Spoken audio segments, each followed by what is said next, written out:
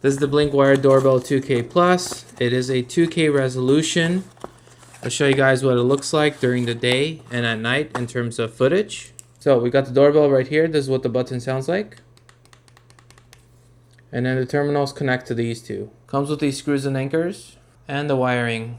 And this tool allows you to remove the doorbell. And this is the back plate for the doorbell, and it doesn't come with a wedge for an angled install. I turned off the power, removed the doorbell. Now I'm going to install this wedge from my original Blink camera because this Blink camera didn't come with one. Or I could just install it without the wedge, but I like it angled, so I'm going to install it with the edge. So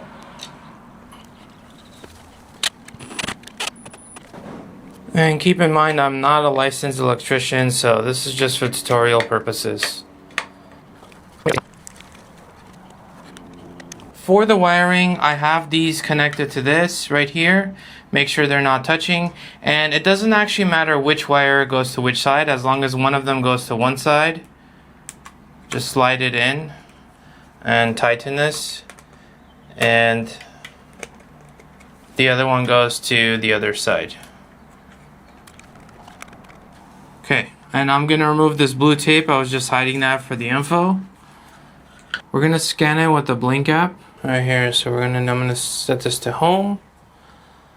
Say disarm. Not sure why it's armed. Okay. I've already mounted the doorbell. So then I'm gonna do discover device once I power it down. Okay, so we're gonna slide in from the top and just push in from the bottom. With the power still off, I connected this jumper cable from the front to the trans so I could provide it with continuous power. Alright, so I'm going to press this.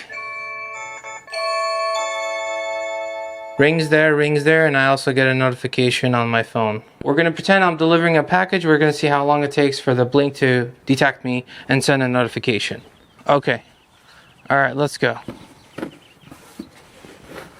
So pretend coming and putting a package. Okay, there it is. Okay, so detected it right then and there. Okay, now I'm going to come and take the package. Now we're going to see how long it takes to detect that. Okay, let's see how long it takes for it to detect. I'm taking this package and walking away. Okay, there it is. Detection's pretty fast, actually. Pretty fast. Okay, so now I'm going to take the package and I'm going to place it all the way in this corner, and we're going to see if we can see that with the camera, which, yeah, we could very easily see that with the camera. And then I'm going to place it right here in the center, and we could still see that pretty easily. And then what I'm going to do is I'm going to place it all the way in the corner. Now again, I have a wedge from the previous Blink over here, and it is at an angle, but it can't see the corner. So if someone came up and dropped off a package right in this corner, cannot see that basically. This is the Blink app. If you press play, it'll basically show you guys a live view of what's going on. You can hear what's going on as well by raising your volume and hitting the speaker icon, or you can mute it. You can also talk into it if you want to. This is what the Blink Wired Doorbell 2K Plus sounds like when you're having a two-way conversation. You could press save to save the live view if you want to do that, and then you could go to more. You could do extended live view. This is if you have a subscription, if you want to use that. That's one of the features you get with the subscription for cloud storage.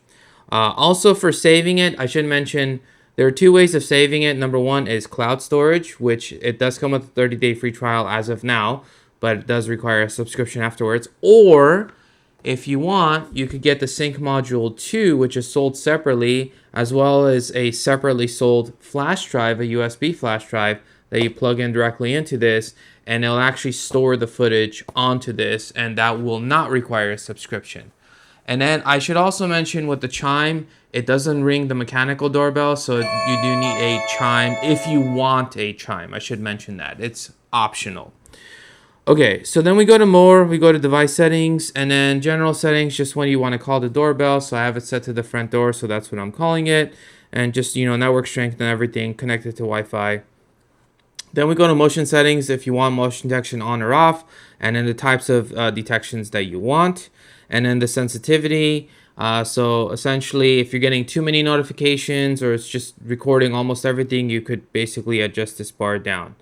And then motion zones, this is where you could say, oh, I only want this part to be detecting motion and not this other part. So that is something you can do. And privacy zone, I'll show you guys in a little bit, but I'll just show you now. It's basically going to come to the same options. If you don't want a certain portion to be recorded, you can actually basically adjust this, and it'll block that part out.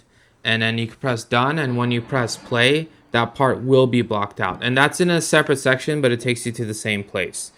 And I'll show you that in a second, but basically, and then retrigger time is how long should it wait after recorded to redetect motion, basically. So then we go to video and photo settings. I basically have it set to record for 30 seconds and to end if it stops detecting motion. Video quality is set to best right now. And then we have night vision set to auto for me, and infrared intensity low is fine for me because there's not a whole lot of light, but it's not like complete darkness. Okay, photo capture, and then the auto update thumbnail.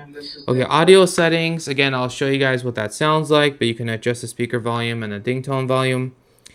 And then doorbell and chime settings. So this is where you can get a separate chime because it doesn't ring your mechanical chime, or you can use your Blink mini camera as a chime if you want to do that. So up to you. And then privacy settings, this is what I was talking about. So if you go to privacy zones, this is where it takes you. And then you could basically set privacy zones, more than one if you want to.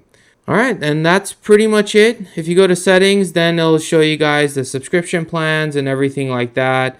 Currently, mine is active for the 30-day free trial, and then I can get the subscription plan. So yeah, there it is.